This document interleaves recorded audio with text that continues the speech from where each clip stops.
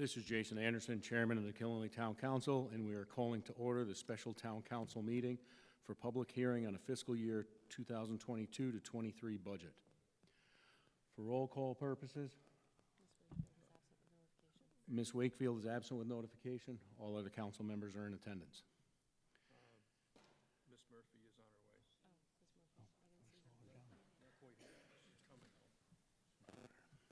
her way. And Ms. Murphy is on her way now. Moving on in the agenda, we'll move on to item 2, fiscal year 2022 to 2023, proposed budget review. Ms. Clorio, if you could take over.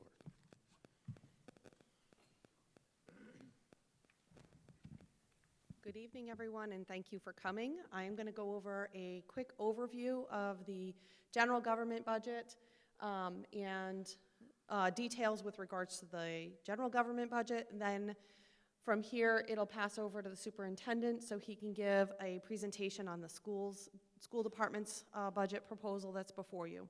So to just start, the town begins, on the government side, we begin the budgetary process in January with our departments, pulling together what budgetary requirements or needs will be for the upcoming year. We look at historical trend data, as well as what, if there's any proposals to be considered in the upcoming year to move towards council and community goals. So we consider all of those things.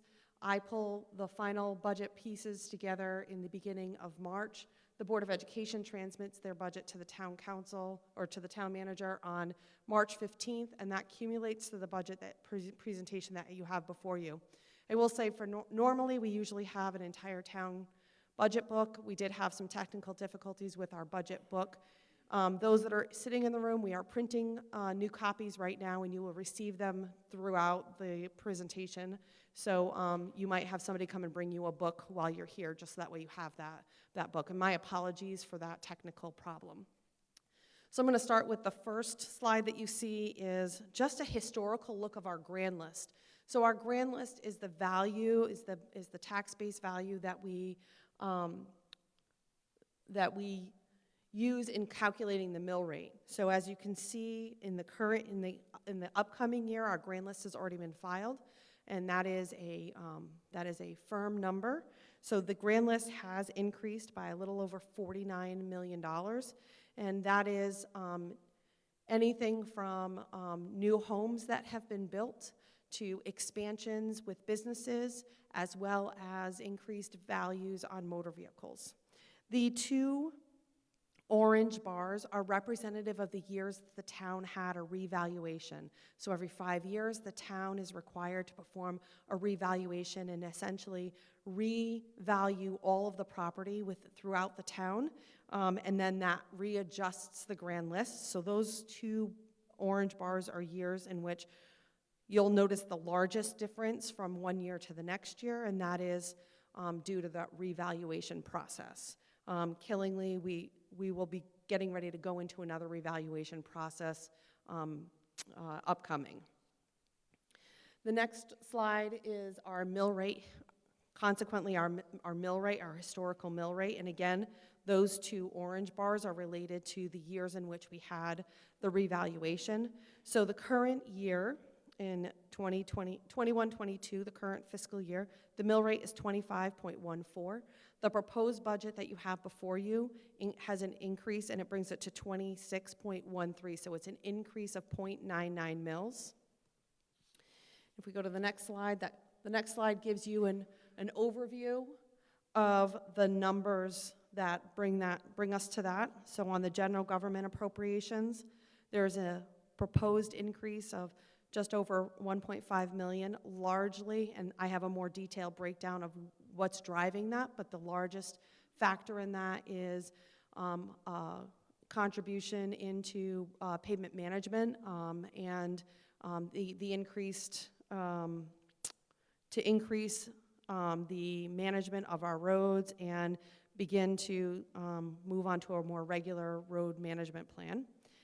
The next line, other general government appropriations, this is our debt service, the contributions to the solid waste subsidy, as well as due to CNR for student transportation, and any capital investment, which is from our roads as well. That has decreased the $835,000, and that is largely due to a decrease in the debt service related to the WPCA's facility upgrade. There's a pretty significant decrease in that. The rest of this outlines changes in our revenues, and so that results in a net general government budget increase of $1.4 million. And then we have the next section is the education, and what the Board of Education has proposed an increase of $615,000, which again the superintendent will review in more detail. The affected revenues associated with education, and then ultimately the bottom line reflects the combined required taxes and the calculation of the mill rate. So that reflects the 0.99 mill rate increase. The next slide goes over in high level the proposed revenue for the next year, and this is the total revenue. So as you can see, property taxes makes up 57% of the overall revenue for the town. 28% is education revenue, and a large portion of that 28% is our educational cost sharing grant that we receive from the state. That's about $15 million, a little over $15 million. The other components are, we receive revenue for licenses and permits, charges for services, which is, fees that we receive at the town clerk's office, conveyance fees, tuition and investment income. Those are all others. We have some additional state grants, and that's like we receive a state grant for payment in lieu of taxes for state property, as well as some other state grant components. We also have the Lake Road Generating Agreement. So that agreement actually expires on June 30th of this year. We are projecting to receive at least the same level of revenue that we receive in the current year in next year, but that agreement is in the process of negotiation. Lastly, the fund balance. In the current fiscal year, the budget is utilizing $1.5 million of fund balance. About $910,000 of that is to offset operations. The remaining $640,000 is being allocated to roads and to a drainage study. The proposed budget that you have before you eliminates all use of fund balance for operational expense. It does utilize fund balance for $450,000, and that is $400,000 dedicated towards to offset the increased request for roads, as well as $50,000 to continue the drainage study that we had started in the current fiscal year. Next slide. Next slide goes over the large picture expenditures. So as you can see, the Board of Education is the largest expense for the entire budget, followed by town operations. The other components, we have debt service at little over 7%, small amount for solid waste subsidy, another small amount for student transportation, and then that $450,000 is that capital improvement sliver of the pie. Next slide. The next slide breaks down that town operations sliver. So that piece of pie that was 20%, this breaks down the components within that. So general government is 16%, and that is essentially all of your town hall offices. So the revenue collection office, assessors, town clerks, the planning department, and town management, finance, all of those offices, and the maintenance of the town hall building. The public works is our largest component at 33%, and that is all of our road maintenance, also our central garage, so that includes maintaining all of our equipment. This also includes that increased investment in pavement management to start making improvement on our overall road infrastructure. And I know our highway director last week gave a presentation to our town council with regards to the health and well-being of our road infrastructure. Our current road infrastructure has a 63% rating, which that's a D rating for road infrastructure. And the way to start making improvement is going to be a long-term commitment to this pavement management plan to start making those sustainable improvements in our roads, so we can bring up the quality of our road infrastructure. We get a number of complaints on roads. The next piece, that's 16%, is our public health, safety, and community development. So that's really our law enforcement, as well as our building and fire marshal's office and our community development office. That pretty much makes up that component. And then lastly, 18% is our employee benefits and insurance, and that's all of the employee benefits. Their medical insurance, as well as any pension, taxes, all of that, but also our property insurance, our workers' comp, and our auto liability insurance. So all of that is included in that. Recreation and culture is our library, our parks, and our recreation component. So those are the kind of the slivers of that pie. The next slide goes over the proposed changes, the proposals that are increasing within the town's operations side of the budget. So in personnel, we have contractual wage increases, and that's just within our union contracts, but also we have impacts from the minimum wage increase. We have a number of seasonal workers, as well as library staff, that were at minimum wage. They're automatically going to have to bump up, and that's part of this effect. We have proposed an additional position in the engineering and building maintenance for an additional building maintainer. We currently only have one building maintainer. We maintain the town side, we maintain 5 buildings, and we only have one building maintainer. This would add a second one. We do a lot of minor renovations with this staff. He's done everything from recarpeting our council chambers, renovating our break rooms, redoing all of the lights in all of the facilities. It's a lot of work for one person. We really should have a secondary person to assist in that building maintenance, and it would help with making sure we're able to do all those preventative maintenance in a timely fashion and start to address some of these ongoing concerns that we have. We are in substantially older buildings. The next proposal that we have is within law enforcement, and this is, again, kind of leaning into that long-term vision of the town from, previously as well, and the council has iterated in their goal-setting session, was the continued growth of the constabulary. So this adds two more constables, and that would bring us to 8 constables within the program, so almost to that first initial goal threshold of 10. The highway garage, this is where you're seeing that large request or increase for that pavement management, and again, that really ties to being able to address all of the maintenance for the given year. It doesn't necessarily give us a big bump in overall changing that grade from 63, but it helps us not lose any more ground. Each year we keep losing ground because of the low funding level on our roads, and this will help us at least not lose ground and maybe start to make a little bit of improvement, a little bit of bringing that overall grade up. The next one is there's a 2007 trailer that's long met the end of its useful life. We're looking at replacing that for the $12,000. And as everyone has felt at the pump, the town has also felt the increase at the pump. This is the increase in heating fuel as well as our gasoline. The gasoline and diesel. The town does lock into our fuel costs, but our lock-in this year was higher than in previous year.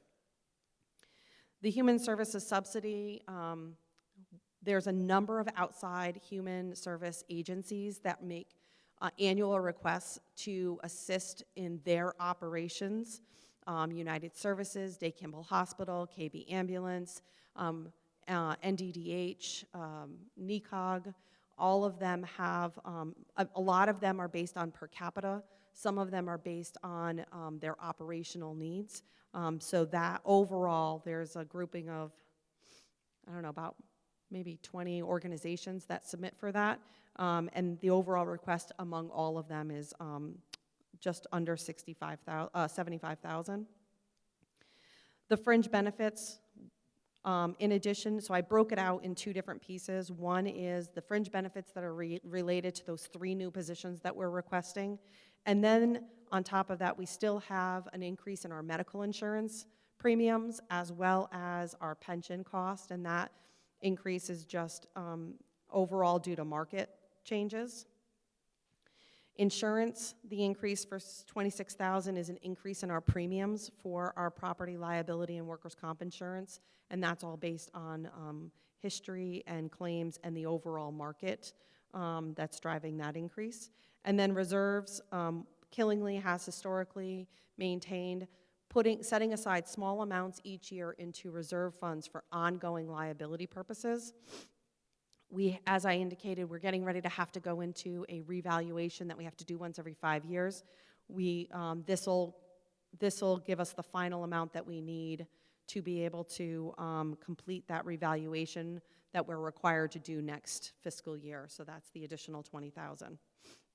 Next slide. So this is really just to give you some representation. So the proposed budget before you proposes a mill rate increase of 0.99 mils. And the question always is, how does this impact my taxes? So I gave you a couple of different scenarios. Again, this may not be representative of anyone here in this room, which is why the link is on this page as well. I encourage you to go to the town's website. We have a tax calculator on our website. You can also, there's a link on that page for you to be able to go and look up your own property card and look up what your actual assessed value is for your property.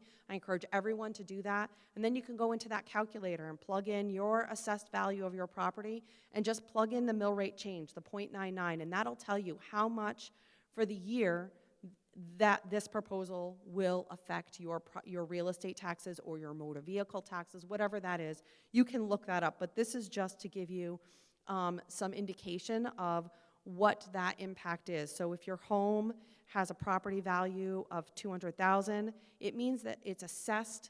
We assess, all property taxes are based on an assessed value, which is 70% of your property value.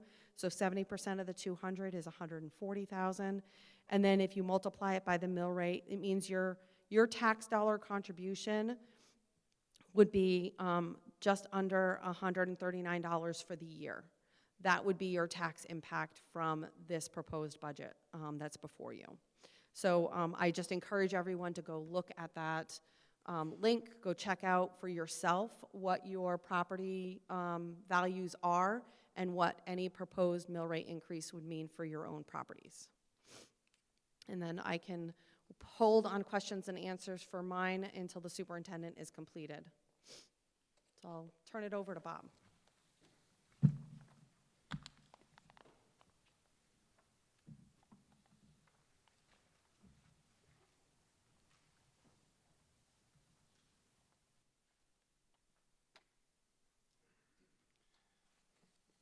Thank you, Ms. Colorio. I'm Bob Angeli, Superintendent for the Killingly Public Schools. With me this evening are 3 members of the Board of Education, Mrs. Susan Lannon, Mr. Chris Viens, and Ms. Lydia Rivera-Abrams. And then I also have our Assistant Superintendent, Dr. Susan Nash-Ditzel, and I have Christine Clark, who is our Manager of Business Affairs. So tonight I'm presenting the Board of Education's budget to you for your information. So next slide, thank you. So the Board of Education begins the budget development process in the fall of the preceding school year. So for the 22-23 budget, we actually begin that discussion in October and November, and then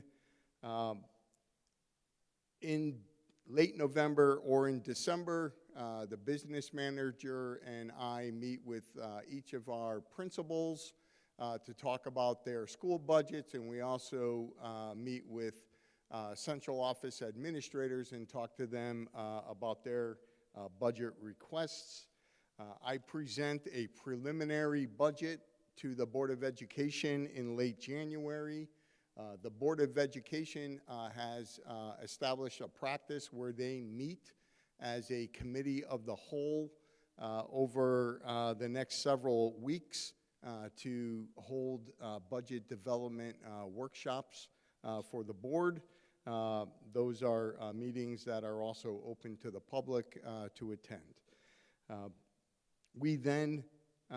I then present the superintendent's budget proposal to the Board of Education in March. The board then acts on that proposal, and then the budget becomes the Board of Education's budget, which is then transmitted to the town by March 15th per the town charter. And then we go through a series of budget presentations. So the one that is highlighted in yellow is where we are this evening, presenting the budget at a public hearing on April 14th. There will be a town meeting where we will once again present the budget, and then the town will vote on referendum May 10th. Next slide, please. So we build the Board of Education budget in alignment with Board of Education goals. And so the board has 4 goals, and I won't read to the readers that we have in the room, but the categories are academic achievement, and there are then 2 sub-goals underneath for that area. We also have a goal around talent development, and so that is around staffing the district. Next slide. We also have a 3rd goal around organizational systems to make sure that we are maintaining appropriate facilities and developing systems within the district so that we can best provide an educational program. And then the 4th goal is school culture and climate, where we work to ensure that we have a safe, healthy, and supportive environment for all students, and that we are promoting a positive school culture for all stakeholders. Next slide, please. And then we also, the district also developed a profile of a graduate.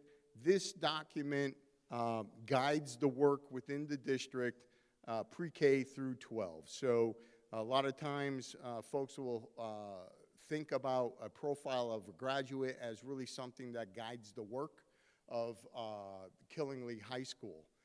But in Killingly, this document also guides the work from wherever a student enters our school system with the idea that they will once graduate from Killingly High School, and these are also areas that we strive for our students to develop skills and knowledge and dispositions so that they can become adults and have successful adult lives.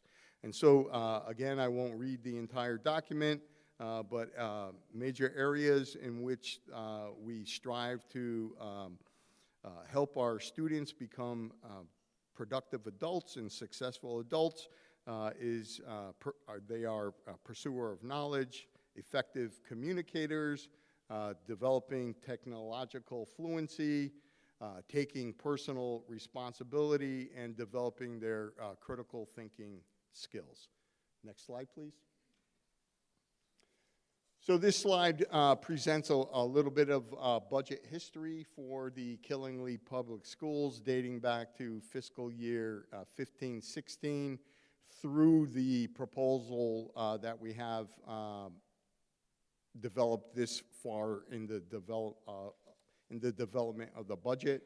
So you can see over time the superintendent's budget has come in anywhere from 9.08% increase down to 1.89%.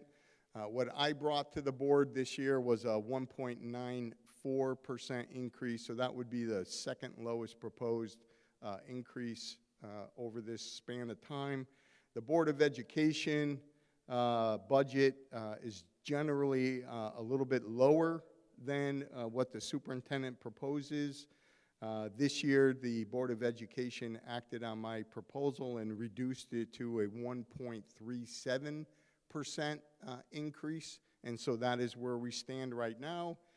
You will see in the third line that the final budget sometimes is equivalent to what the Board of Education has asked or close to it, but sometimes there has been action either where in referendum the budget has been decreased further than what the Board of Ed had asked for. Next slide, please. This slide gives you a comparison of the current year budget and the proposal, so and how the Board of Ed acted on it. So I had proposed a budget for the 22-23 school year to be $45,903,409. That would have been an increase of $873,612, or a 1.94%. And as I stated, the Board of Education, wanting to deliver a solid educational program for our students, but also do it in a fiscally prudent manner, reduced that request to 1.37%, so the dollar amount currently stands at $45,644,997. That is a $615,200 increase. Next slide, please. So this slide gives you a breakdown of where the budget changes are from the current year budget to next year budget. So the 100 line in the budget is salaries. And so that is for all Board of Education employees that are paid out of the general fund budget. We have employees that are grant funded, and we have employees that are paid out of revenue sources, but these are the salaries that we put into the general fund budget. And so you'll see that there is an increase from the current year to the proposed 22-23 budget of $454,832. That's a 1.68% increase to the object line, the 100 line. In the overall budget increase of 1.37%, 1.01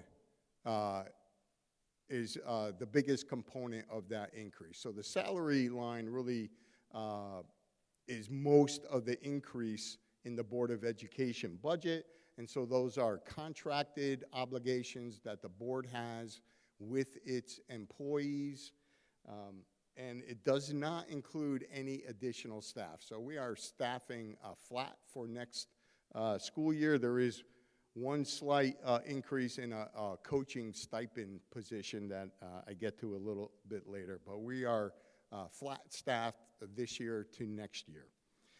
The 200 line is the benefits line. We're anticipating a $64,001 increase there. That's an object line increase of 0.88%, an overall budget increase of 0.14%. So you can see already that between salaries and benefits, that's a 1.15% increase, and the board budget is only going up 1.37%. So the vast majority of that are contractual obligations to our staff. Purchase services, that is paying other people to provide services to either students or staff in the district. There is an increase there, $291,768.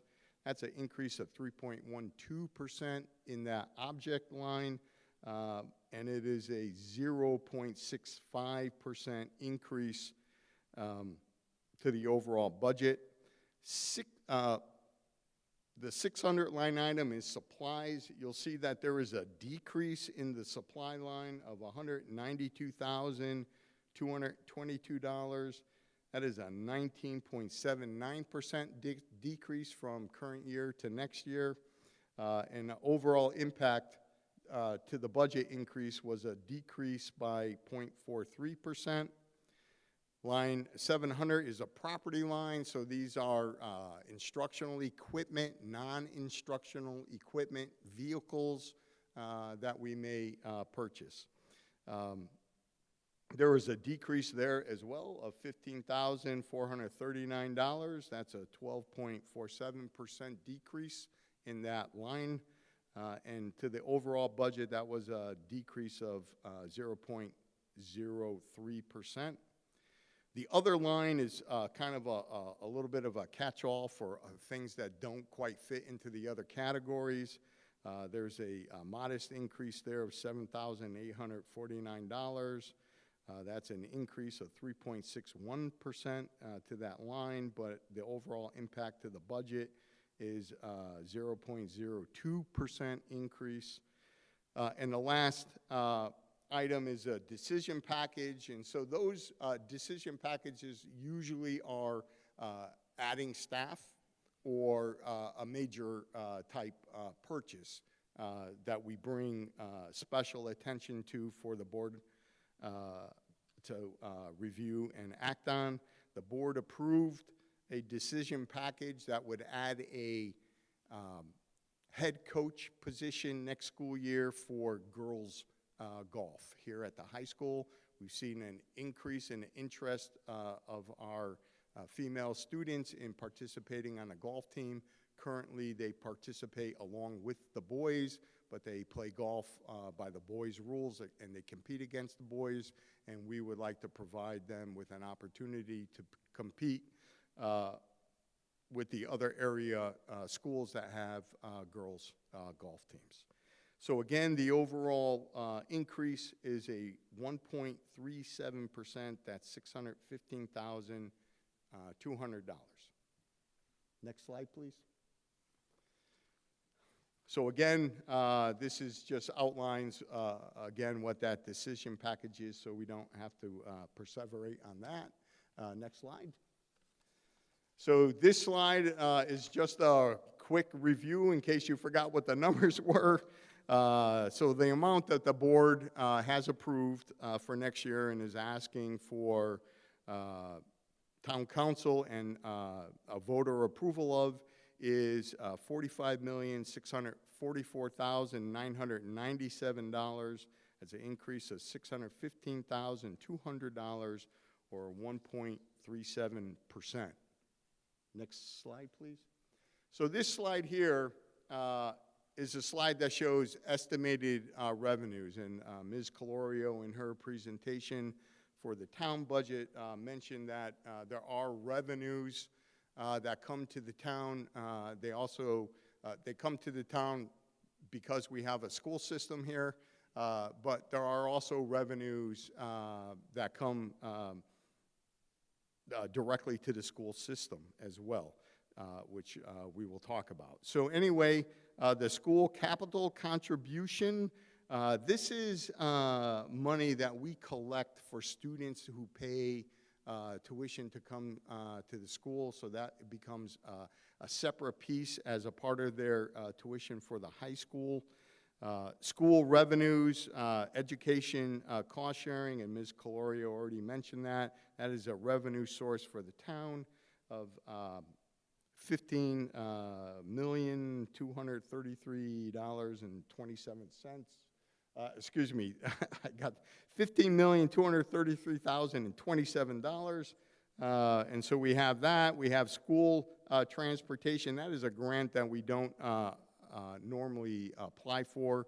That would be a grant if we were transporting students to a magnet school. And because the grant never covers the cost of transportation to a magnet school, that most districts don't access that grant because we would leave the parents to provide their own transportation anyway.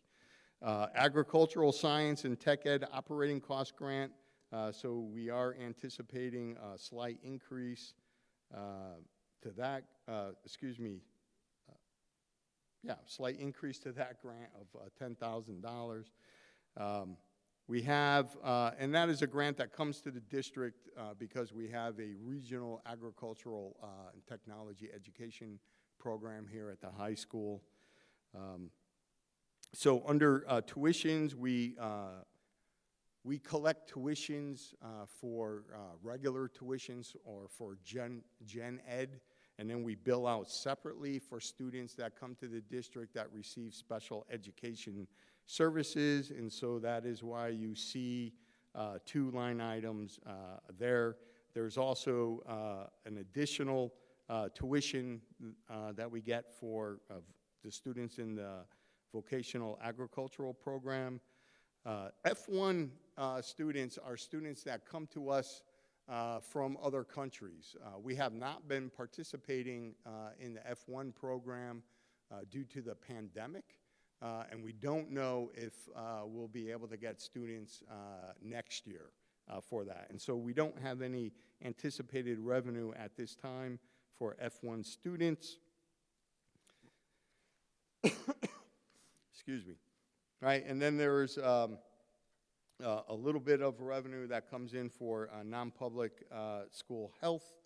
And so anticipated revenues for next year, we do anticipate an increase of $119,915 coming in through these sources. Next slide, please. So the next slide is the state and federal grants. So as I mentioned earlier, we do receive grants, and we do have some staff that are paid for in the grants, but we also use the grants to provide professional development, to pay for services that we're unable to provide, for supplies, et cetera. So this is a listing of the grant that we generally participate in. Some of these grants have timed out because they were related to the pandemic, and some of the grants will time out shortly. So the Esser grants that we hear about in the news all the time, we are beneficiaries of receiving those grants. Those are tied to the pandemic, and those grants do eventually time out.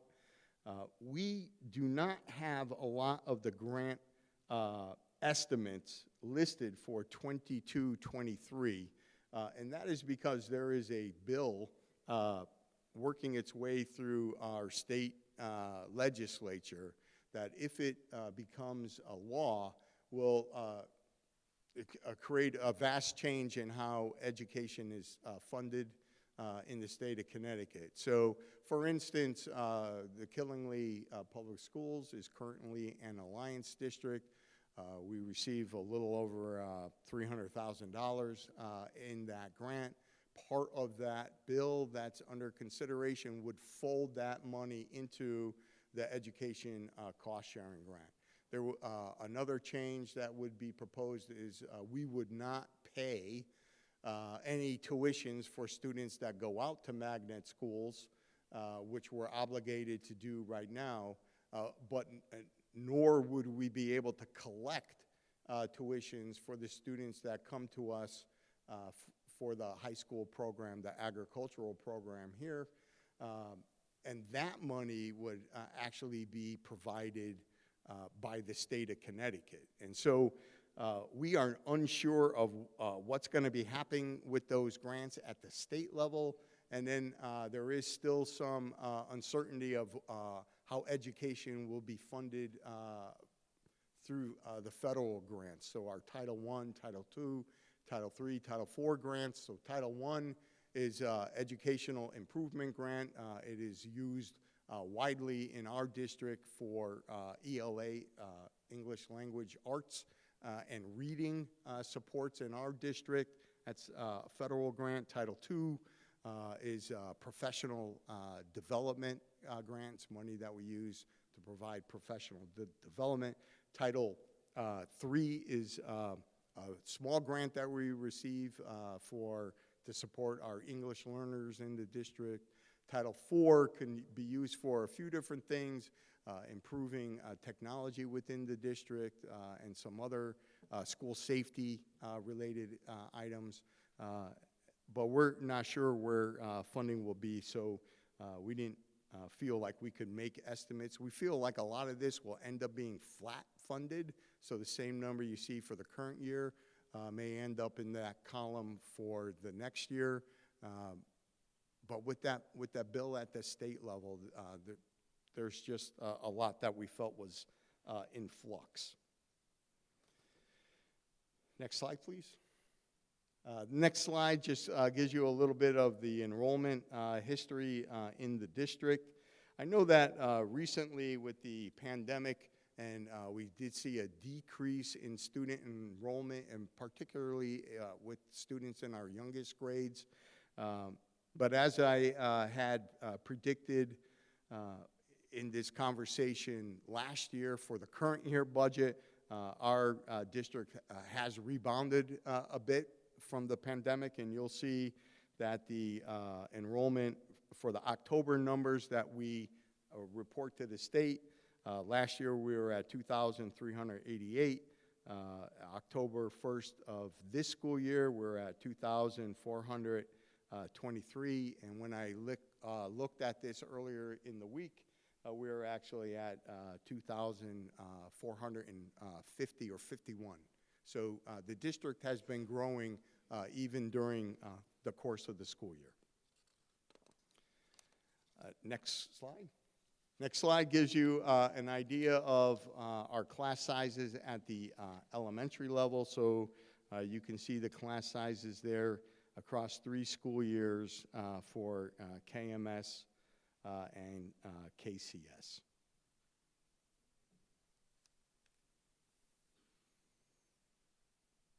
And I believe my next slide is Q&A. Want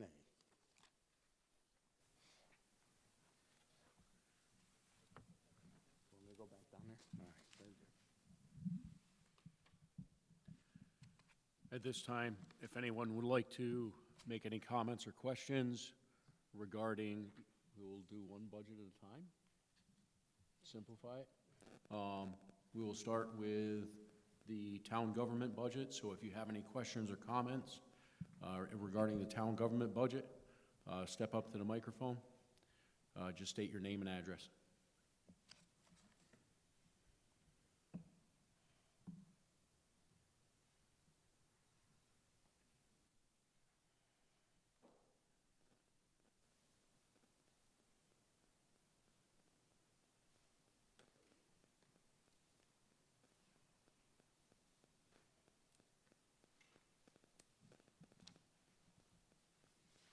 Since you don't have a full house tonight, I decided to say something. My name is Donald R. Aubrey. I've been a resident of the town of Killingley for 8 years. In the first few years I lived here, I watched the town roads deteriorate at a rate that was scary to me. Now, not knowing me, I was a public works director, a town engineer, and a consulting engineer for 52 years. The budget this year puts the town back on track. The last 3 years, I've seen the highway department managed way more professionally. Again, like a breath of fresh air. Understand that this appropriation is just a start. It will need to be continued, or again, you'll find yourselves going backwards. So for me, I highly support the proposed budget in the public works area. Thank you. Thank you.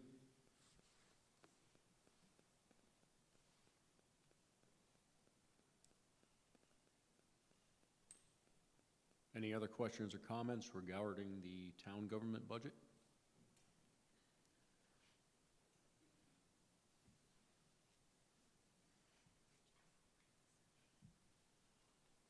Good evening, guys. My name is Matt Wendorf, 46 Deerwood Drive, Killingly. I just currently purchased a home on Deerwood Drive. I was born and have been raised in Killingly my entire life, went to Ellis Tech, so I'm very familiar with the town. I would like to speak about the roads themselves, and I know that there's a big push now, and I think that the presentation that I was at about a week ago, I think, when the highway director came out and spoke about the total amount of deterioration that's happened in the past, was pretty eye-opening to me, at least. It's not something that I necessarily would notice. I don't drive on every single road in the town, unlike some people, such as Raymond Wood, who drives every single road in the town, it seems. I think that the increase that we're going to be proposing for this next fiscal year is an excellent start, and I think that maintaining is good, but if there's any possibility that there's room to grow in as far as making progress right from the beginning, I hate to see it just be at a budget where it's maintained and then we just are in a scenario where every year we're just trying to maintain what has already been kind of deteriorating. And I'd like to see potentially growth in the budget for this, even if it's a small increase, to kind of make headway, at least moving in the direction that I think that we should be going. I think that increasing the budget will not only allow for the betterment of the roads, but I think that the overall perception of the town from people who only interact with the town by driving through it will increase drastically. I think that a lot of people don't really think about the roads unless they are in very poor condition, and I think it's very evident that to people when they are just passing through, and it's the only interaction that a lot of people have with the town, being that there's not like huge draw right now to the town, but I think increasing the infrastructure of the town and making those a nice aspect of the town can certainly act as a springboard into kind of drawing more people, more business to the town, and act as a way to kind of propagate this idea that the town is being taken care of the way that we want it to, and we're actively trying to make this a desirable place for not only families, but also businesses. So having a better infrastructure, I think, that can support that is very, very important. So if there's any way that we could even make small amounts of increase, I think that would be ideal. So I also am in support of the increase in the funding for the roads. Thank you. Thank you very much.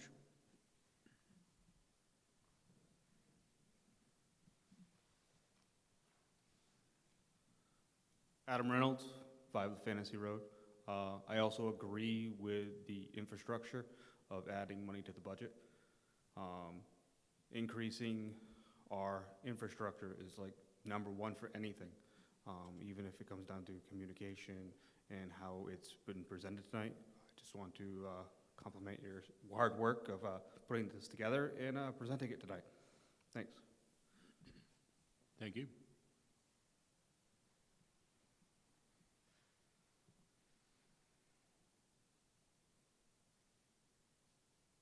Any more questions, comments from the public or the council or Board of Ed members regarding the town government budget?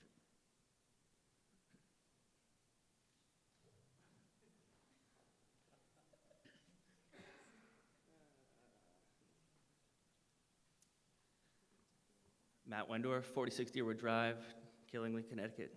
Thank you. I had a few questions regarding the Board of Education budget that was presented to us tonight, and was hoping maybe there would be... We haven't opened up to the Board of Education budget yet. This was... Oh, this was strictly Yep. for the... This is still the just town? for town government. All right, I'll be back.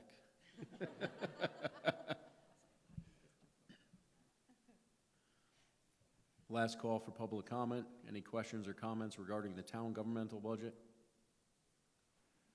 Seeing none, we will now move on to the Board of Education budget. Anyone who would like to make comments or have questions regarding the Board of Education budget, step forward to the microphone, state your name and address.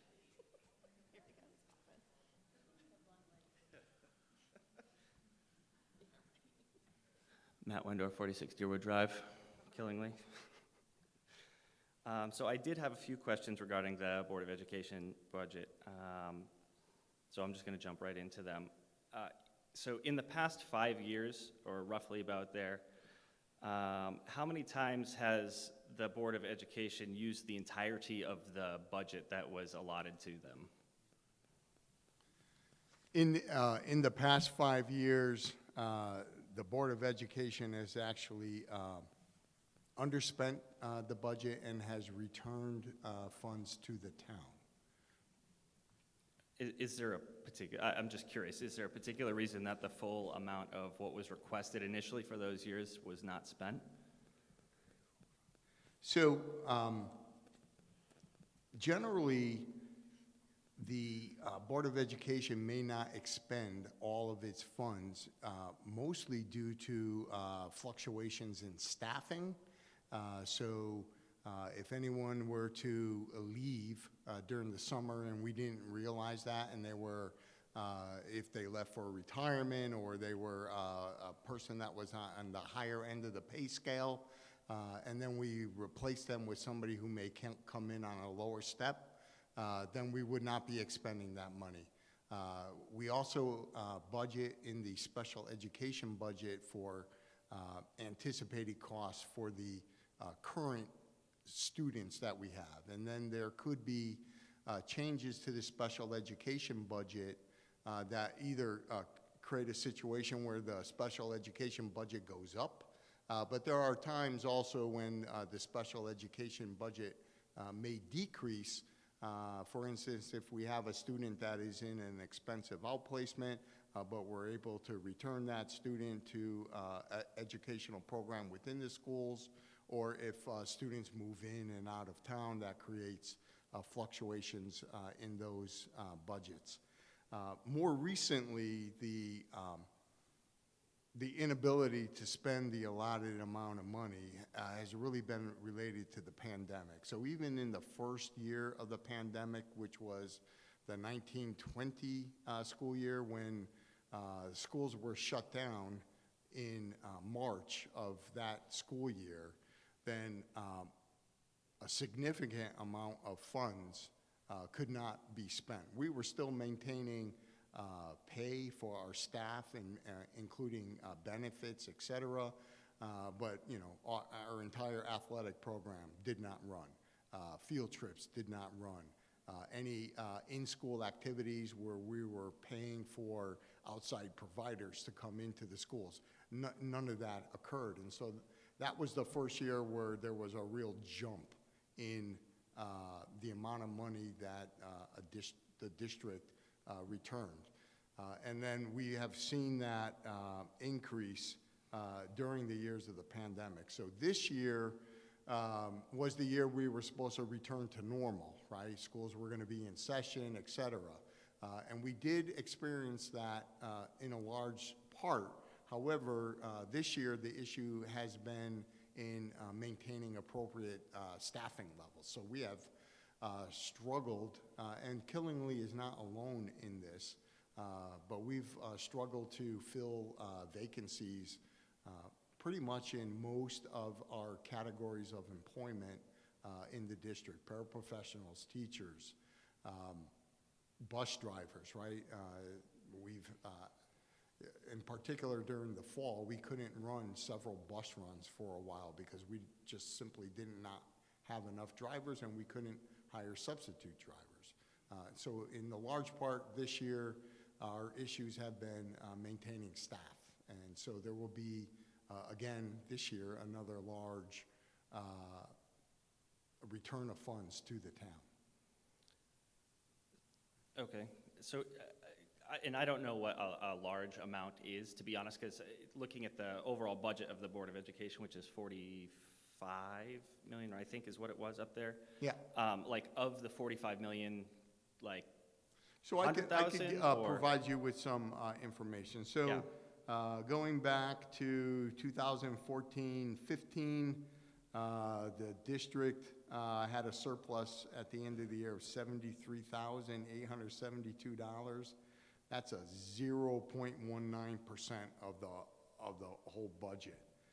The budget that year was $39,488,458, right? And then the next year, 15-16 school year, we returned $438,190. That was a 1.08%. Could I just ask real quick? Yeah. Was there a request that year for an increase in the overall funding for the school? I don't. Yeah, so if you were to marry this up to Yep. the other slide, every year there had been an increase, right? The next year after that, 16-17, it was a 1.21% return. The year after that, 1.62% return. In 18-19, it was a 1.79% return, 1.75% return. And then we get to the pandemic years, 19-20, so that jumped to 2.8%. In 2021, 6.32%. And this year, we don't know, but we think it's going to be another large percent like the one we had last year. So I will say that it is common that a school system may not expend all the funds that it has been allocated.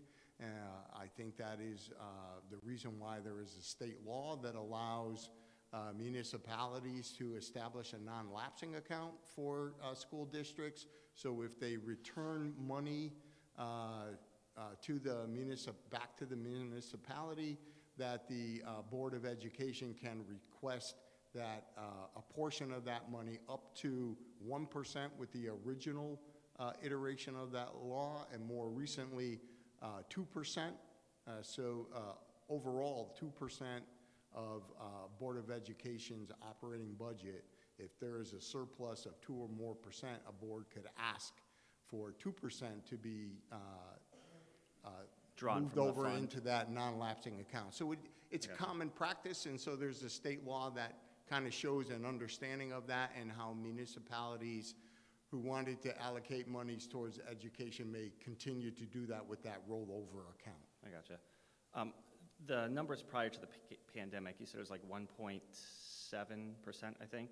I mean, I'm guessing that that's roughly, you're coming up to like $1 million if the budget has increased to like 45 million now. So you'd be like 800,000 or something like that. If I'm doing quick math, Yeah, just to that's figure it out. pretty close, $765,275 that year. So like I think the thing that I'm trying to get at is I just see that over the course, even prior to the pandemic, that there has been an increase in I don't know if it's been an increase necessarily in the request, but the amount that's given back or that has not been used for the town, I think, that has just kind of, I don't know if it goes into a fund or something, it just sits there, that's not necessarily being used. It has just steadily increased, or at least that's what it appears to be happening, and I don't know exactly what that is. I just wanted to like kind of bring that up to clarify that.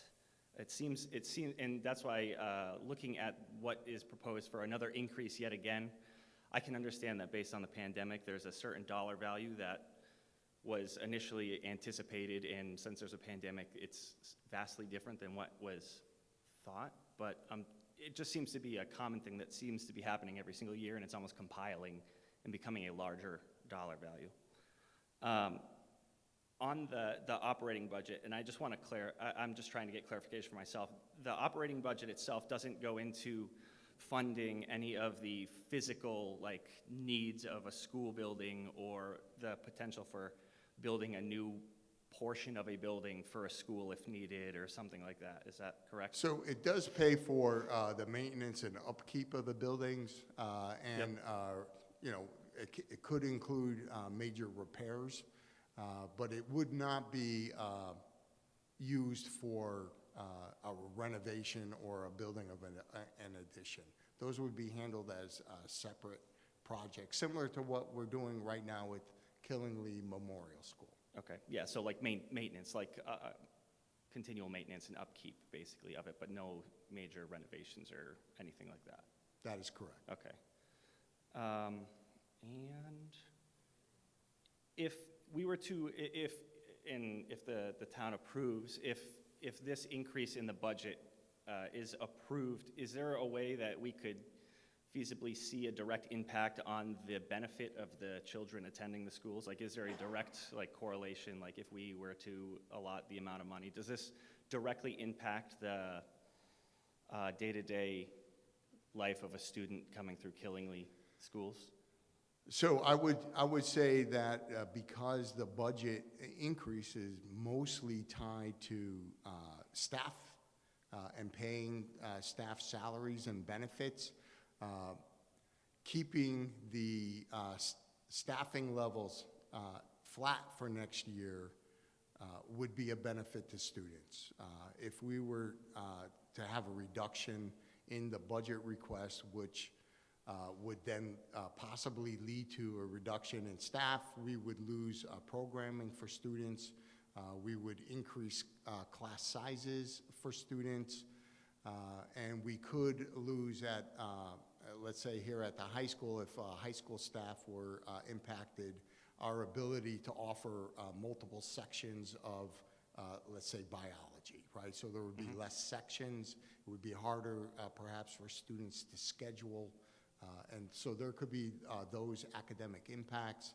Also, the increase that the board negotiates through the contracts with the various unions allow us to stay competitive with other area towns in attracting high-quality candidates to the school system.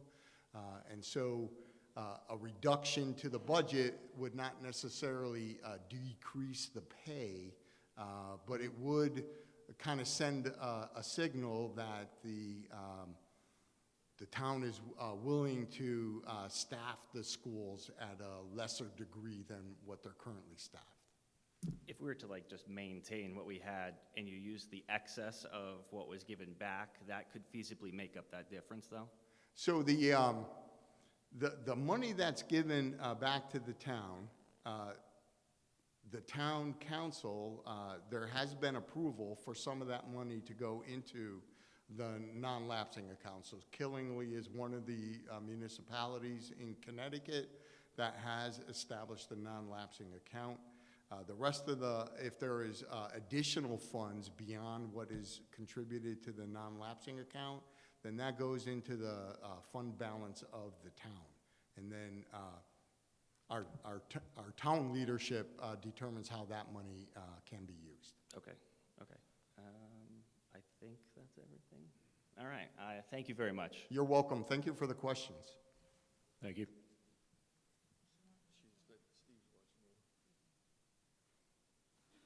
So I have the exact numbers that Matt was looking for.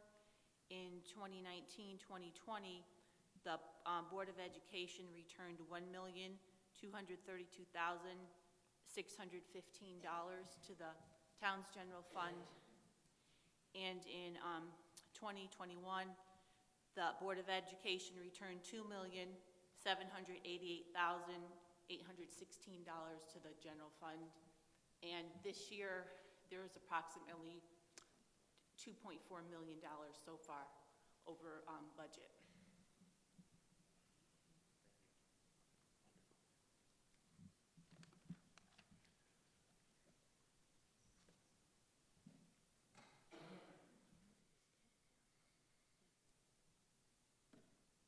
Any more questions, comments from the public?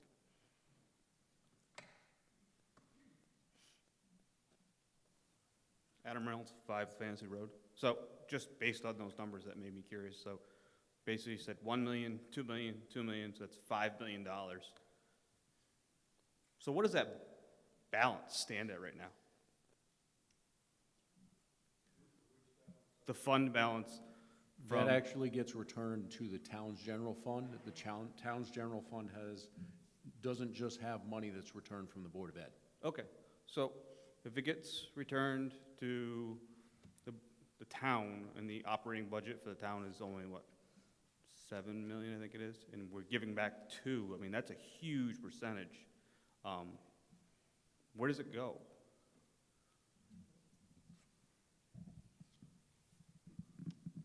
So the fund balance is, if you were in a corporation, it would be like your retained earnings, right? So Yep. it goes into your equity line. And so the fund balance of the town collectively is, as of the end of 2021, it's a little over 13 million, or 21.5%. We're estimating at the end of this current fiscal year, based on the information that we have from the Board of Education and where the town expects their expenditures to project to, we're estimating that number to grow to 15.1 million, which is 24%. So the town in previous years, and as they did in the current fiscal year, they opted to use some of that fund balance to offset general operation costs, as well as capital improvements like the roads. The current fiscal year, they opted to utilize $600,000 to dedicate towards roads, to start doing an increase in road management. So that fund balance is there, and it's there for a number of reasons, whether it's used to help offset in future budget years, or whether it's used, we would want to maintain a threshold of at least 15%. So that way, if there's some catastrophic event that occurs, we can respond to that. And I'll give you an example of a catastrophic event. Back in 2011, we had major rainstorms. We had 2 bridges be washed out that we had to actually close them. They were on River Road. The bridges ended up needing to be replaced. That was about $3.5 million.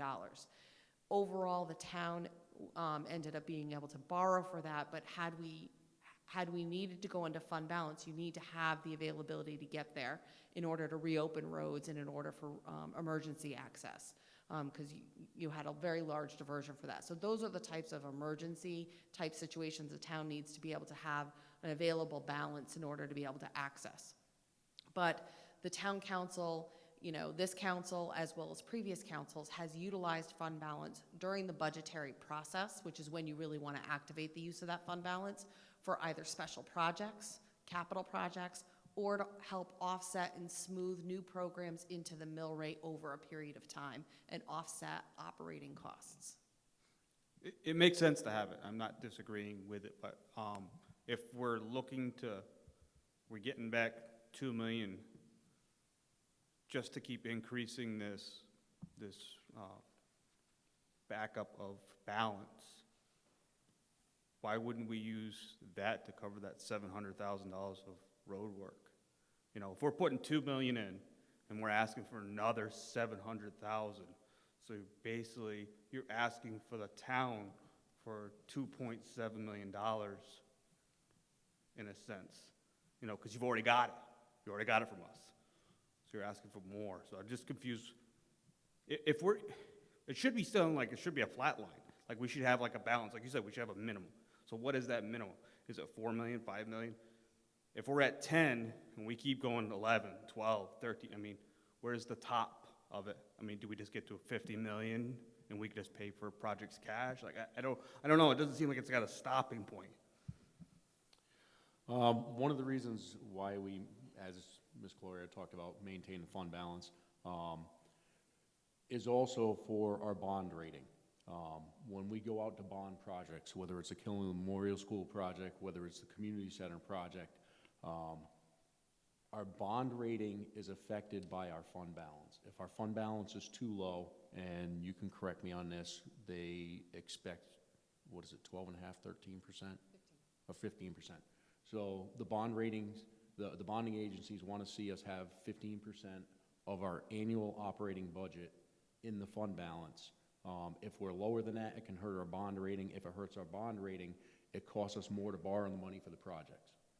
So were we at that when we did this project here? Yes. Where were we at for fund balance then? I don't have that number off the top of my head, because that was back in 2006 when they started this project. Right.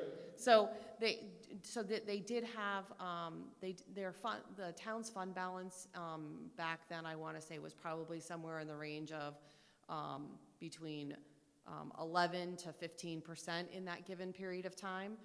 The town's credit rating at one point in time did actually get downgraded, so we lost credit score, if you will, because the town had started doing supplemental appropriations mid-year for for educational expenses.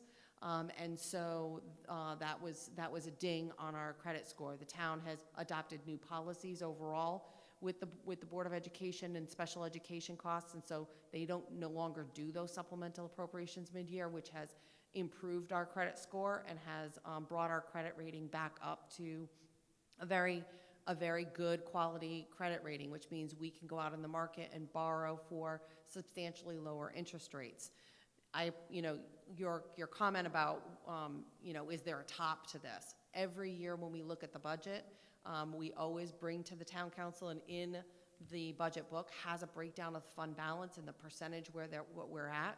So the town council can evaluate that and determine if they really should use some fund balance to help lower mill rate or to help smooth in a new request like the roads, like that $791,000. I purposely, when I built the budget, and so this is the town manager's budget that's before you, right? This isn't the town council's budget. They're gonna deliberate next week on it.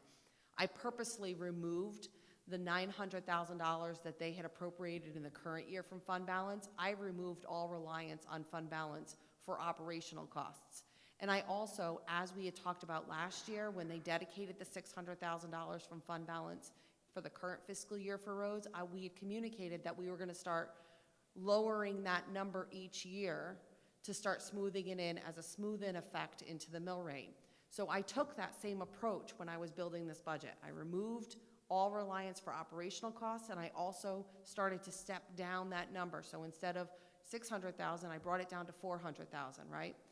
But I also provided them with where the fund balance is so they can make the decision about whether or not they want to activate and bring back in some of that fund balance before it comes to the town, in the town meeting vote, right? So that's really, I wanted to give them the full picture of what that original view of stepping that into the mill rate looked like, and then ultimately for them to make the decision on how much fund balance they activate in a given year.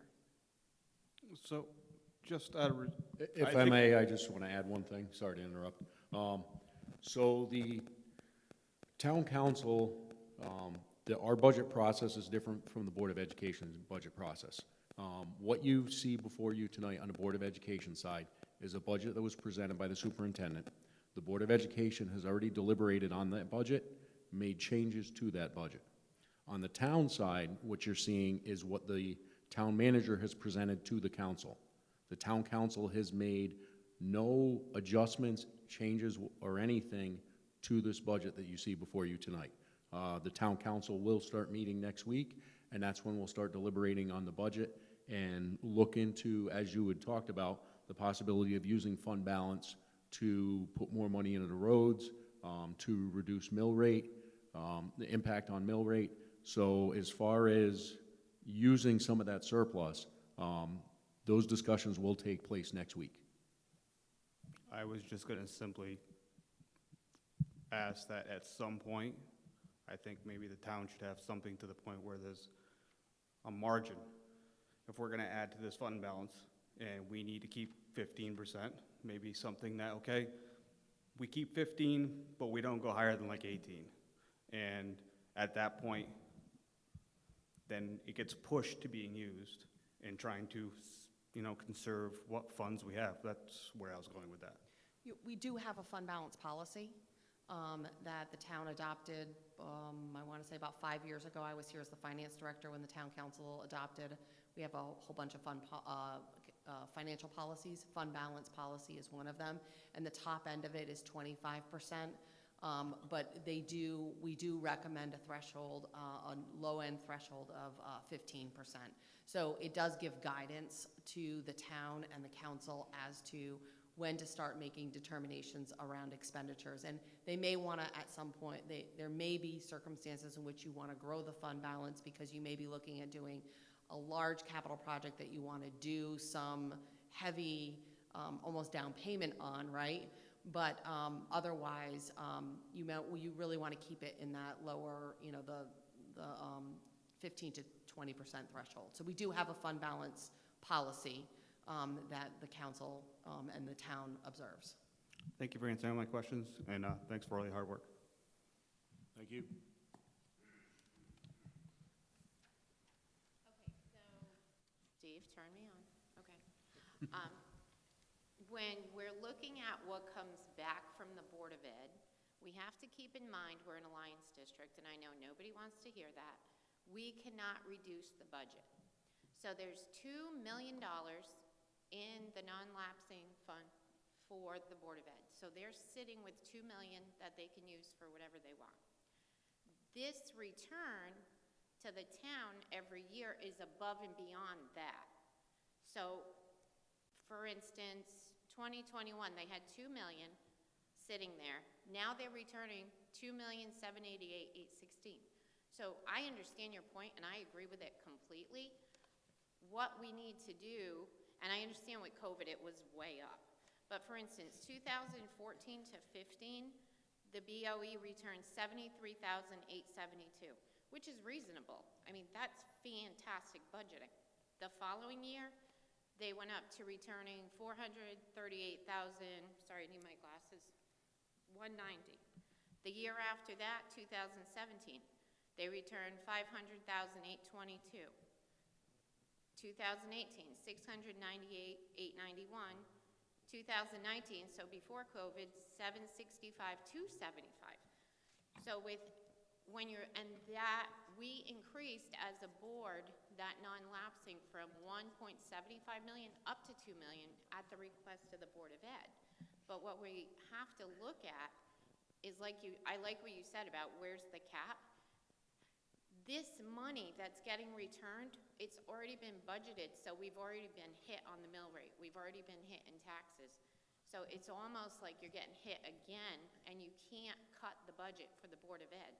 So how do we get to a point where, I know we need staff, but how do we get to a point as a whole community, the Board of Ed and the town council, getting the school district to a point where they're not over budgeting every year? This adds every single year. And as taxpayers, yeah, you care about the kids, obviously, and we're being told sometimes we don't care about the kids. We get these wish lists. The original Board of Ed budget that was presented was at 7%, and they approved 1.37. But you have to consider how much COVID money did the schools get? They're sitting on $2 million. They're returning 2.7 last year, 2.4 this year. Where does it end? Where is that Esser money? And we still haven't gotten an answer where that's being used. So could some of that money have been supplemented over the past 2 years to offset the budget ask? I mean, this is a question we all have. I didn't realize that there would be this sort of dialogue between the town council and the board this evening. But it has been explained how the district has been using the Esser grants. The Esser grants are, the early Esser grants were used to buy PPE, right? Masks, gloves, hand sanitizer, plastic shields, et cetera. That was also the COVID relief funds that the district received, similar to town received. The later Esser grants were used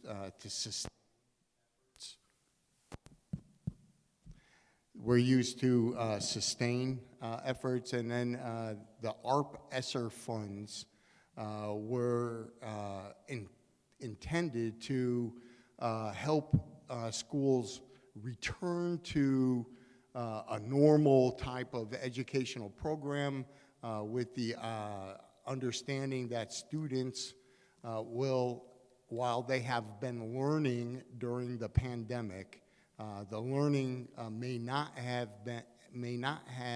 been at the levels that students learned while they were attending school full-time in a classroom environment. And so school systems have been implementing strategies to accelerate learning. So identify learning gaps that may exist, and then helping students fill those gaps while staying on track with the curriculum as we go through the school year. And so the Arp Esser Grant is the biggest grant that we've received.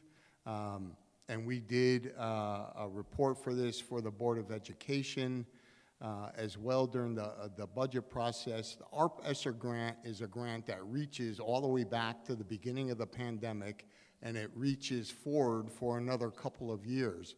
Most school systems have not yet fully tapped our Arp Esser funds, but they have allocated funds. And so we have allocated around $600,000 for a ventilation project that we are in the process of getting information on for Killingly Central School. We are using it to extend efforts that we are paying for through the ESSER 2 grant for an additional year when the ESSER 2 grant goes away. And so we have already answered those questions and presented on this information. Again, boards of education having a surplus at the end of the school year is not an anomaly, and it is better than ending the year in the red. The municipalities also end the year with a surplus as well. And admittedly, I've already stated this, the surplus amounts are abnormally high during the years of the pandemic, and they will again be abnormally high at the end of this school year. Would it be responsible for the Board of Education to anticipate that we will have the same staffing struggles that we had this year and think that there would be the ability for the Board of Ed to reduce the budget even fuller or even more without taking any, without actually cutting any programming or staff or supplies, kind of roll the dice and see what happens. I would not recommend that. I think that that's a little bit imprudent approach to the budget. So if we were to come in with a 0 and then not change any staff levels, not change any program levels, not reduce any of our purchases, and just see how the year progresses, I think that's a disservice to our staff that we may find out that we have to lay off during the course of the school year, or start freezing line item areas within the budget and eliminating programs during the school year when people had fully anticipated that we would have those for the full school year.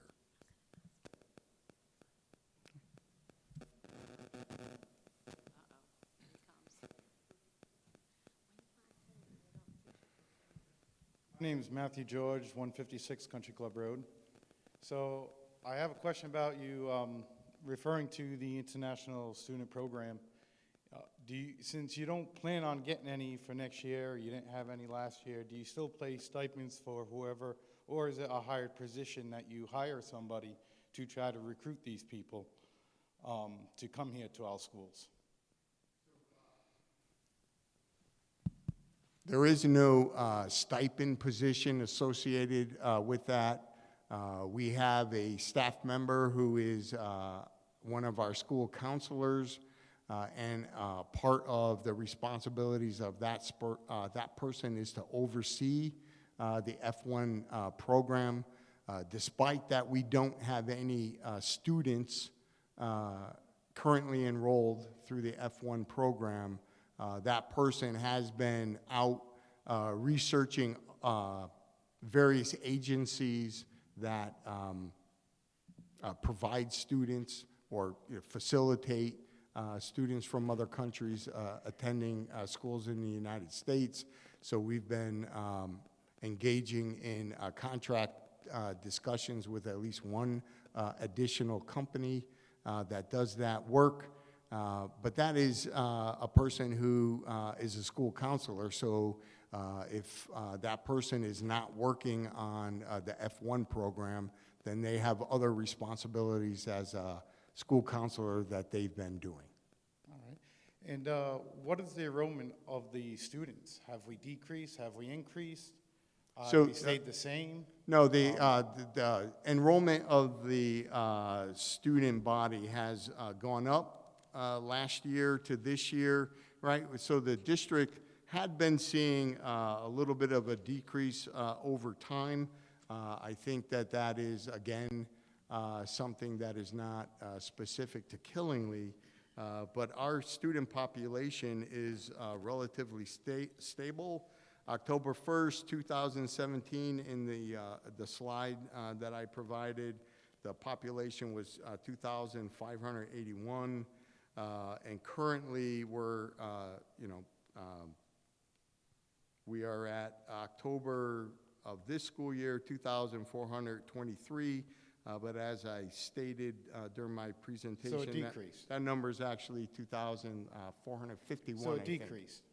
Excuse me? So the student population decreased, because you said it was 2,500. Well, back to and down 2017 it 24. did, but October 1st, 2020 of right, last so school year we'll was just say that it stayed the same. 2,388, so we went up from last school year. So pretty much it stayed the same, is what's going on. It's relatively flat over time. All right, so you're increasing 1% on salary increases for the same amount of students. Is this because of union contracts, and this is why the increase is there?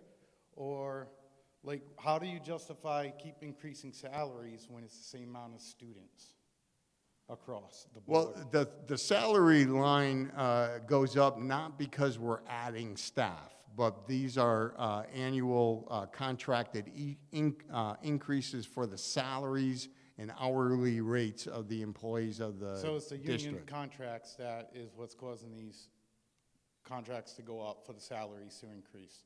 Is that basically what you're saying? Well, the salaries are identified in the contracts. Okay, so the answer is yes.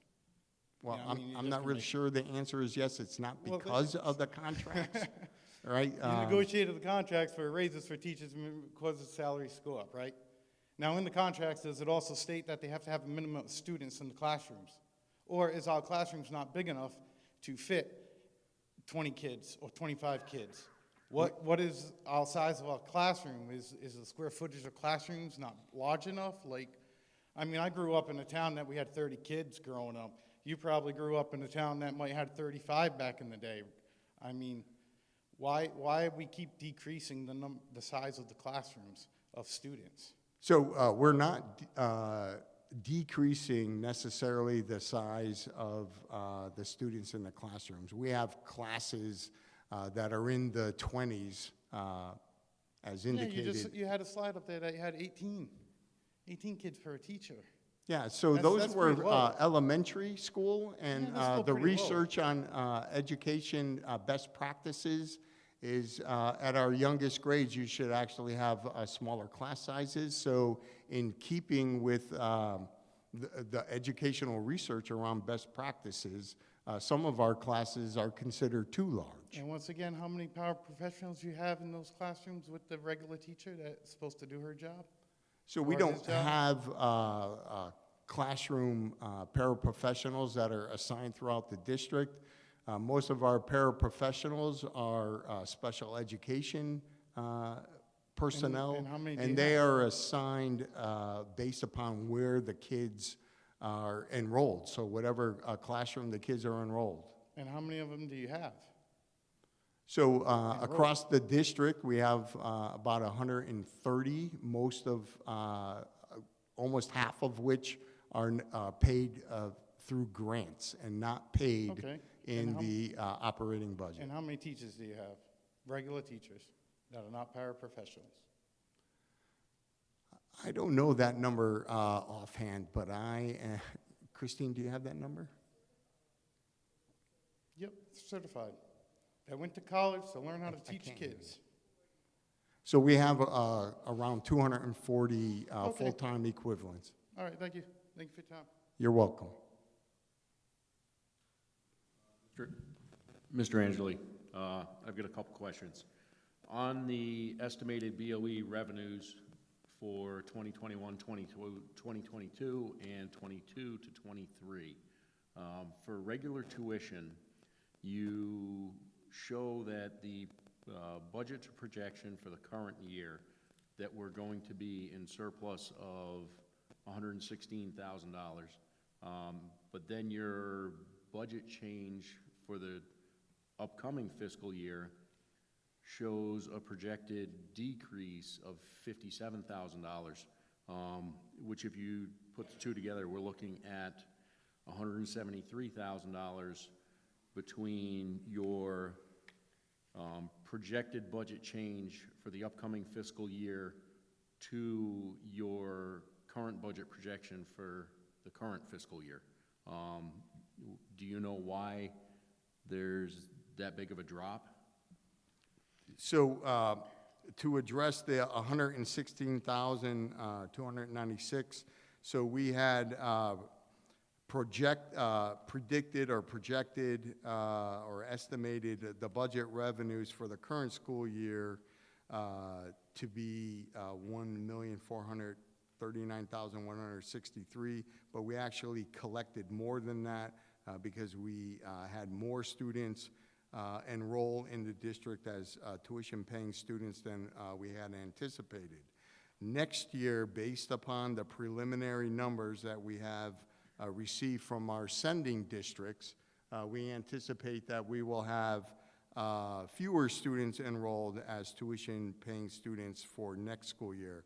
And that is, due to the number of students coming to us from other municipalities that may be graduating, or those students' families may have relocated somewhere else, versus the number of students that we've been told that would be incoming for next year. So the current budget year, when you budgeted for the 1.4 million, was that also based on the same information you received from surrounding towns? It was, and then we had additional students register from those sending communities that we weren't initially aware of.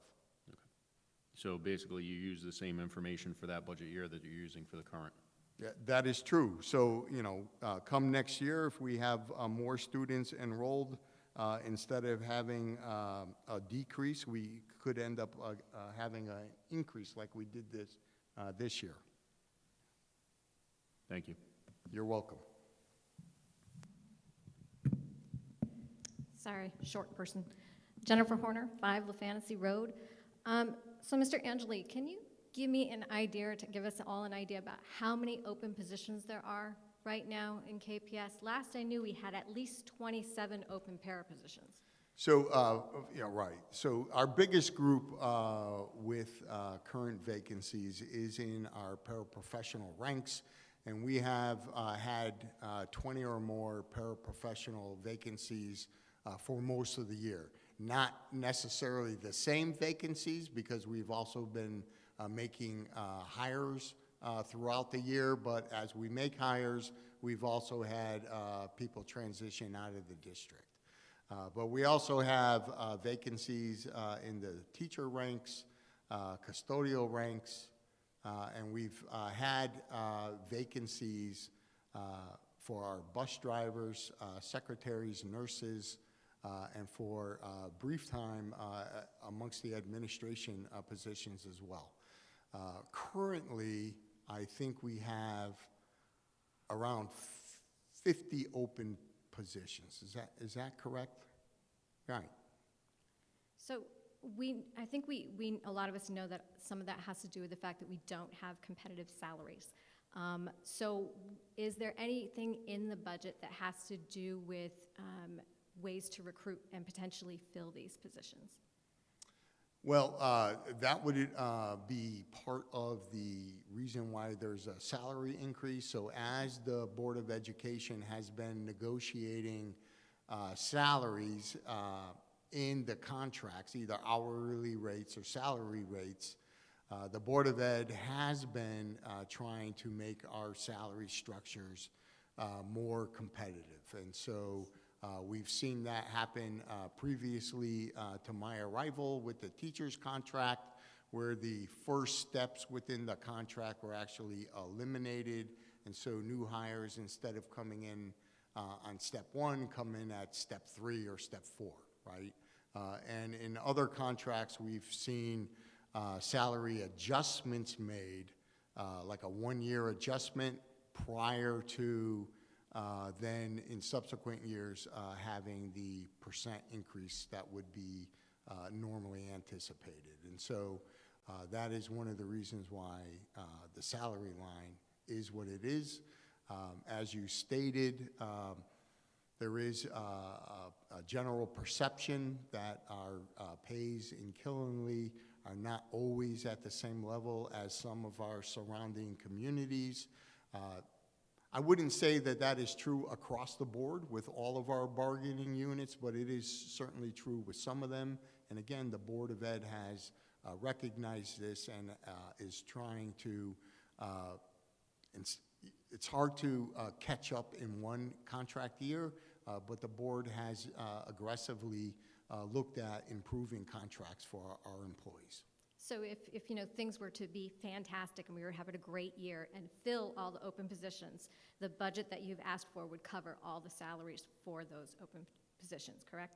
That is correct. Okay. And I wouldn't say that, we would end the year, right on budget, but I would say that anticipated surplus, like if we have a normal year and we are fully staffed and we are operating with every program that we intend to offer, then, I would anticipate the surplus for the 22-23 school year to be more in alignment with what we've seen pre-pandemic.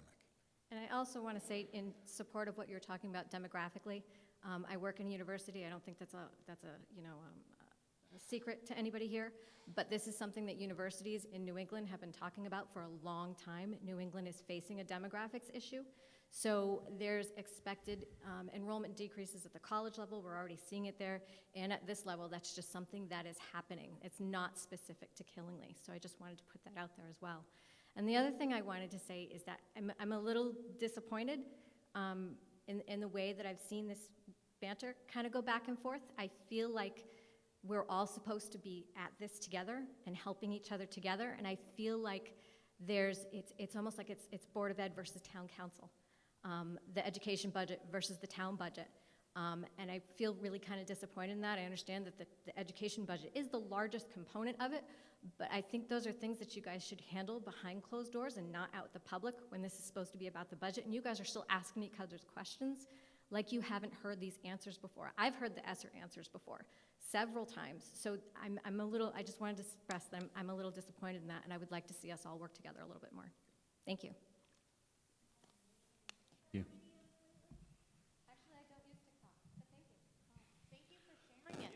Right there, stop. You've been pushing me all night, okay? You can't do that. You are supposed to be at a high... No. Mr. Reynolds, I'm going to ask you and Ms. George, this is a budget meeting. We were here to discuss the budget. Why is she talking about TikTok videos that's not relevant to this? Excuse me. Mr. Reynolds, Ms. George.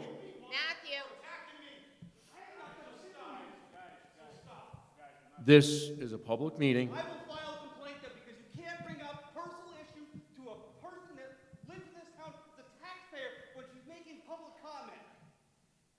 That will not happen. Mr. Angeli, If you could, it's my understanding that staffing shortages is not something specific to Killingly. This is something that is not, and it's not just statewide, it's regional. If you could just add a little bit to that. So I will say that that is an accurate statement, Mr. Anderson. The issue that Killingly has been having in filling vacancies, I think, is a shared experience around the state and perhaps even around the country. It is not simply a matter of filling education vacancies. I think we've also seen in the news the same thing happening in several industries around the country. I will say that when we have a staff member who leaves during the school year to take a position, that's because that school system also had a vacancy, right? So somebody left that school system to go somewhere else. And so we have been seeing just a flow of staff in and out of our district to other districts, from those districts to our district. And so it has just been a difficult year in terms of maintaining a stable staff. It's been a high turnover rate. Normally in education, you have people applying for jobs in the springtime, and they let you know that they've been hired away, but they stay for the remainder of the school year. But this school year, we've seen more people leave during the school year than really we've seen ever before. Thank you. I would like to make one other statement regarding the BOE budget and surpluses in the past. It's something I made, a statement I had made previously at one of our other meetings. My personal opinion is when the Board of Ed pre-pandemic was returning 1% to 2% surplus, in my opinion, that's a Board of Ed who's actually being fiscally conservative and responsible with their budgets. The reason why I say that is I know of another town in Connecticut where their Board of Ed has encouraged their staff, and administration has encouraged their staff when it's coming to the end of the fiscal year to spend every penny you can. There was one town that purchased an entire storage container worth of paper, a non-climate controlled storage container. That paper went to waste. It got moldy. They couldn't use it, and that was wasted taxpayer dollars. I would much rather see the Board of Ed turn back a little bit each year at the end of the year, because it shows to me that they're not trying to spend every penny they got. So I will open up for any other comments. Hi, this is for Mr. Angeli. I'm sorry. I didn't get to look at that blue book, do you know what I mean, till just recently, so I apologize for, asking now. There are a lot of others there, like when I look in the book, and I was wondering if we could go over just a couple of them, and there's 1, 2, 3, 4, 5, 6, 6 or 7 of them. If they first two seem like, oh, it's an obvious thing, then I'll just assume the others are that too. Is that all right? Sure. Yep, so page 16 in the blue book. Down the bottom, it's administration, $7,000 for other. Like, what would that other be?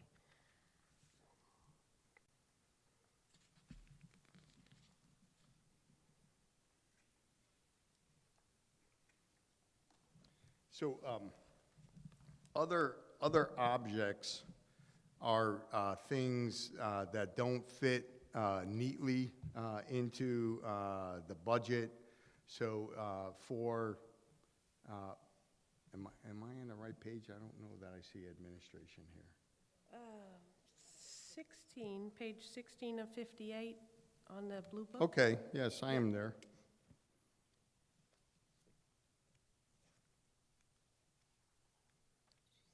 So other objects there could be items that we need for meetings that we're purchasing for meetings. It could be if we're providing a breakfast in honor of like Teacher Appreciation Day, those kinds of things can end up in other.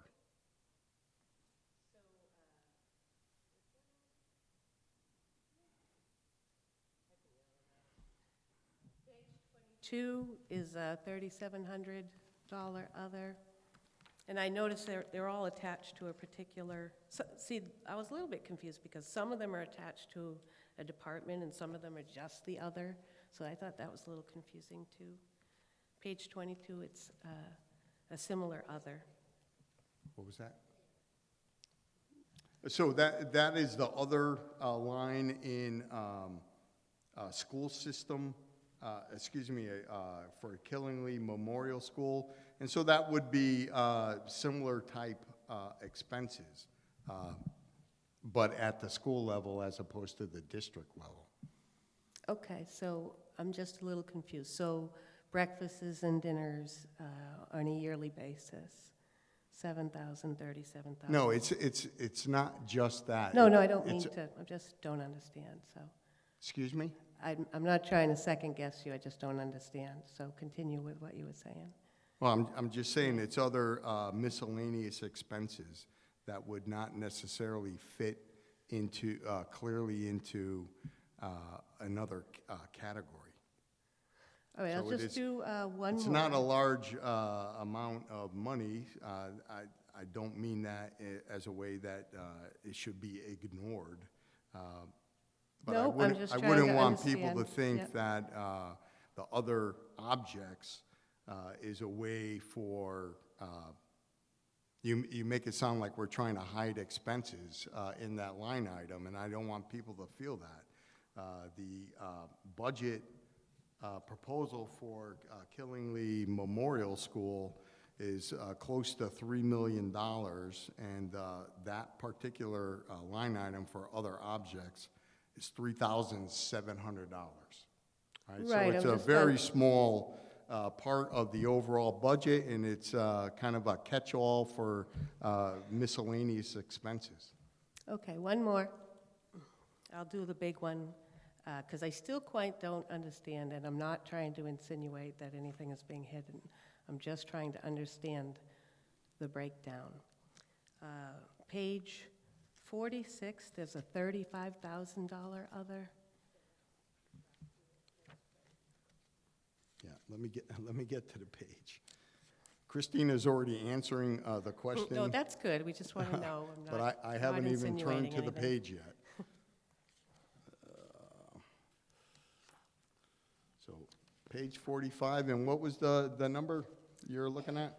Page 46 down the bottom. Oh, 46, Yeah, thank you. other, I see what, 34.7. Yeah, so that is for contractual obligations that we have for tuition reimbursement. Okay, do you understand that, Jason? Yeah, so I can ask Jason after. Okay. Well, I don't want you to walk away thinking I gave you an incomplete answer. So we have tuition reimbursement in some of the contracts for our staff. And when they go back to school to continue their own education, to make them better educators within our district, we reimburse for some of their tuition costs. That is a common practice for educational institutions. At higher ed, sometimes it's free tuition for college courses. Okay, thank you.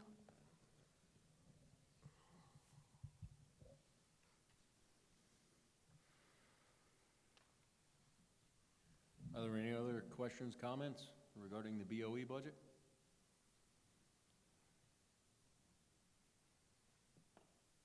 Last call for questions and comments. I'll make a comment. I think there's a lot of discussion about the budget, and a lot of those things. I think when you look at it in the terms of $45 million and you're returning $1 million, that's a very small amount of money. I mean, imagine if you went out to the movies and you had $45 and you came back home with $1, you would say you were pretty close to fulfilling your budgetary needs. It's not really an excessive amount of money. And some of these items that are being discussed in the past, I know that it would be good practice that you could just send an email to the superintendent to say, what's this $3,700 item, rather than wait until a meeting, and then you can get a definite, accurate answer as to what it is, because some of these items are, like if you had a household budget, you would be arguing over a stick of gum. That's all I really had to add. Thanks. Yes. Nope. I did ask Jason if that's proper protocol for me to ask here, because I didn't get a chance to look at the book, and I apologized about that before. I get it. I looked through the entire budget, and a lot of stuff I thought was small. In my job, I have a $1.2 million budget, so I get that stuff. I just wanted to know, so that's how I feel about it.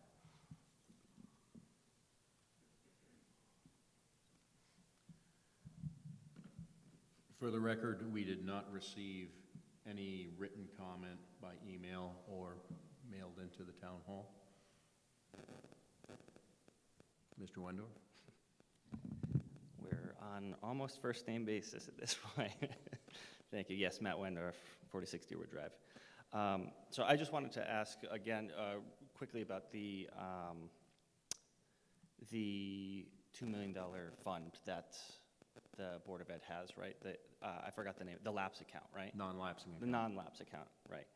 So in the event that the Board of Education comes in the red, like you had alluded to before, not that it has happened, but if in the event that that does happen, the lapse account is there as a safeguard to make sure that there is funds available to offset the overage. Is that correct? Yes. That would be correct. So that then I could just give you a quick rundown. So the Board of Education typically uses the non-lapsing account to address some capital improvement work, and it has also used that account as a safeguard, as you mentioned, in case there are overages in the budget. Okay.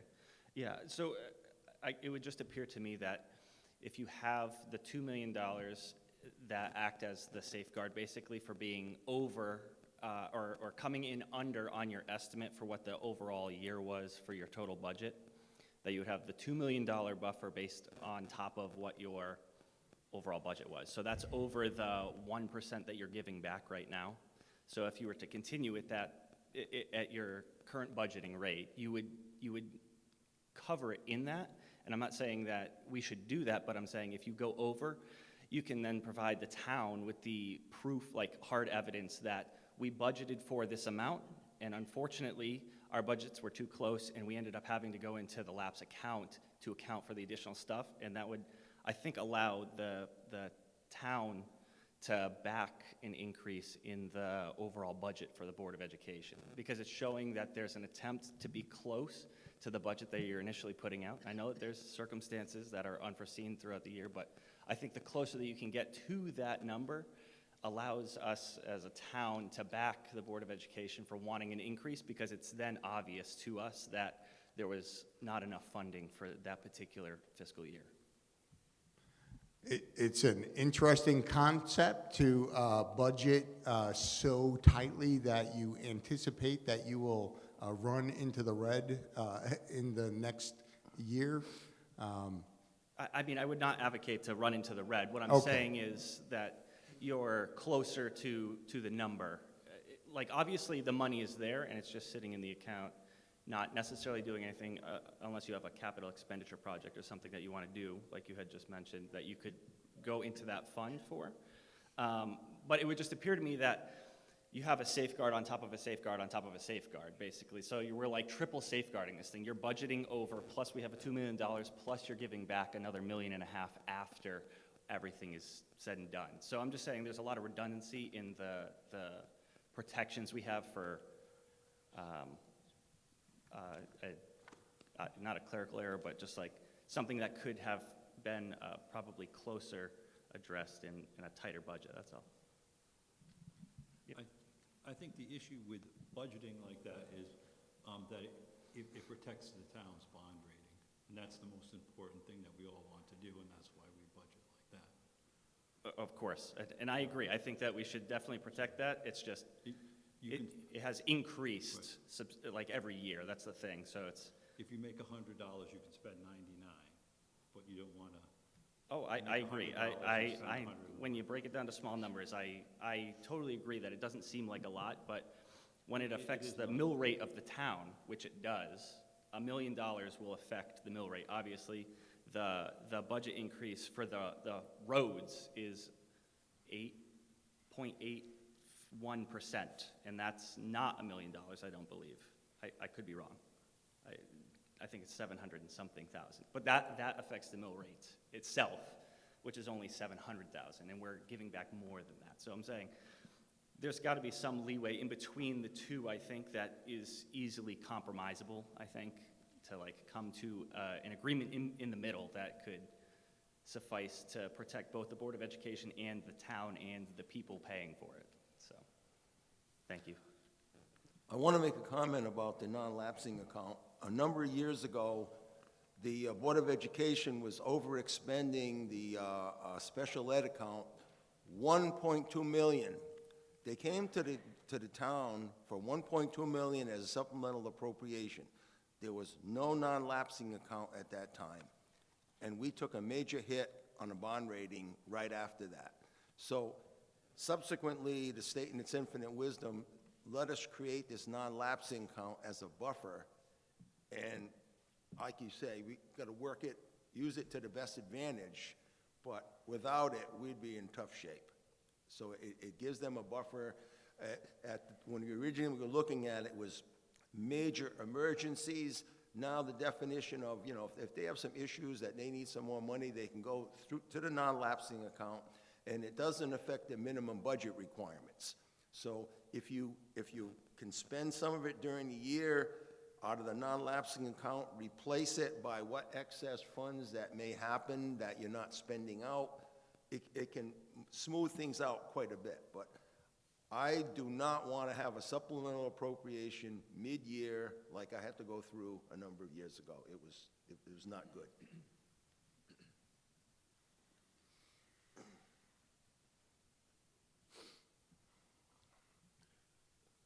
Are there any further comments? Last call for comments. At this time, we'll move on in the agenda. Can I get a motion to adjourn? So moved. Motion has been made by, I believe it was Mr. Grandelsky, seconded by Mr. Wood. All those in favor say aye. Aye. Aye. Opposed? This meeting is adjourned.